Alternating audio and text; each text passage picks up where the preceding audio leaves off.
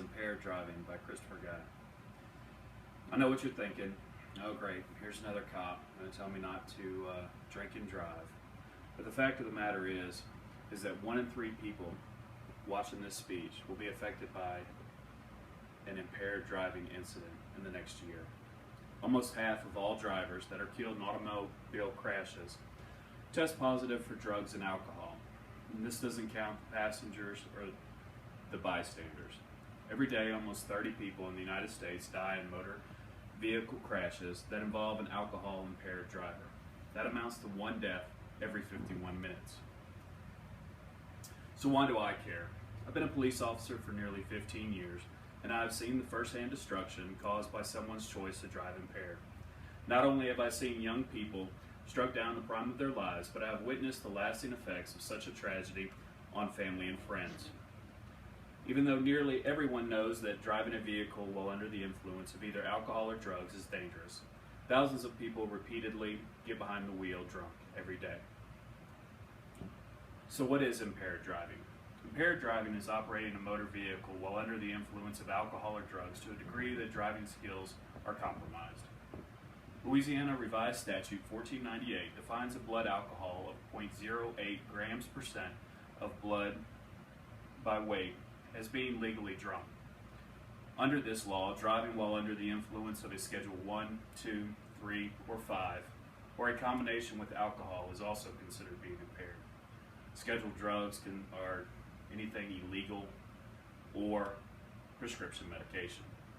This also covers the over-the-counter medications such as allergy medication that might cause a driver to be too drowsy or too inattentive to drive. So how much alcohol can impair your driving skills?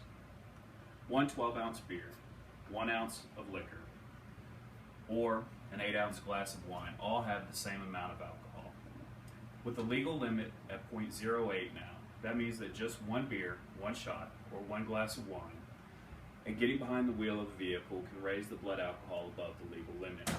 It takes at least 1 hour after consumption for the body to metabolize this amount of alcohol. Contrary to popular belief, nothing can speed up how the body metabolizes alcohol. The only way not to be impaired is to give the body time to metabolize the alcohol. The more you drink, the longer it will take for your body to process this alcohol. What are the psychological effects of impairment? Alcohol and drugs cause impaired judgment, causing a person to believe they are fine to drive. It also lowers inhibition, making a driver believe that everything will be fine and nothing bad can happen to them. If you have to say, "I'm not that drunk," or "I'm fine," then you're not okay to drive. The physiological effects of impairment.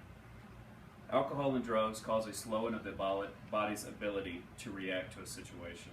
Drugs and alcohol can also decrease vision, reduce hearing, and weaken muscles.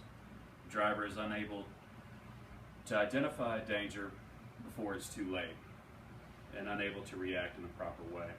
The physiological effects are the main cause of crashes involving an impaired driver. Against everything that you've been told to know, you've decided to drive after drinking. So what's the worst that could happen to you? First and foremost is death. In 2011, 9,878 people were victims of drunk drivers. Almost 1 of every 3 traffic deaths involved drunk driving, so a proportionately tiny amount of bad decisions by drivers is one of the major causes of deaths and injuries on our roadways. Traffic accidents are the leading cause of death for teens, and roughly 1/3 of all of these accidents involve alcohol or another substance. Secondly is injury. Every 90 seconds, someone is injured from a drunk driving incident. Most times, more than the driver are injured. Occupants and other motorists are injured more often than the driver. More people are left with life-changing injuries, being paralyzed or losing a limb, for instance, than killed in impaired driving incidents. And lastly is jail. 4,000 people are arrested daily for impaired driving. In the state of Louisiana, operating a vehicle while under the influence, or OWI, can carry a 6-month jail sentence for first offense. The amount of time spent in jail goes up for each offense, and for people with blood alcohol over 0.150 grams per cent. That is not including the loss of your license for up to 6 months after you've served your jail sentence, and fines that can cost up to $2,000. After your 4th conviction of OWI, it's mandatory that you spend at least 10 years in jail. So how do police officers know when someone's drinking and driving? Each police officer spends hours each year training in the detection of an impaired driver. From the common mistakes of an impaired driver makes while driving, to the signs of impairment upon coming in contact with the person. There are several methods used by the police and used in the detection and later in the trial of a person caught driving under the influence. The first is the standardized field sobriety test, or the SFST. This is the walking the line, touching your nose, or saying your alphabet backwards. Nowadays, there are handheld devices such as portable alcohol detectors, which make it easier for an officer to know what the person's going to blow once they get to the station. Then there's the Intoxilizer 5000, or the breathalyzer. This is the machine that calculates what the blood alcohol content of a person's BAC is by a complicated algorithm that the machine does. And lastly is blood and urine tests. Blood and urine are used mostly for the use of in fatalities and serious bodily injuries.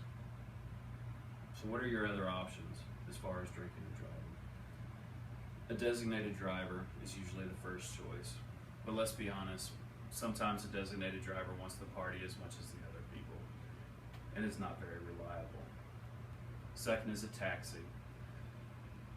I've seen a lot of people spend all of their money at the bar and not be able to afford a taxi, so decide to get behind the wheel.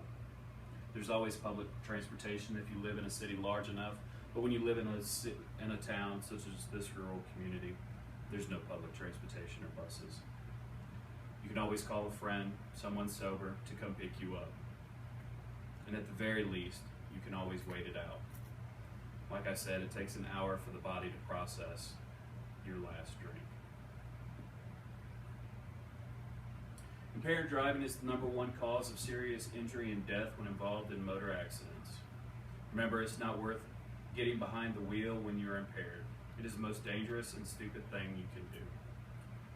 There are many safe alternatives to drinking and driving. Don't be afraid to ask for a friend or a family or call a cab. Remember that it's not just yourself you're involving when you drive impaired. It is everyone you come in contact with on the road. These are the references that I used for my speech.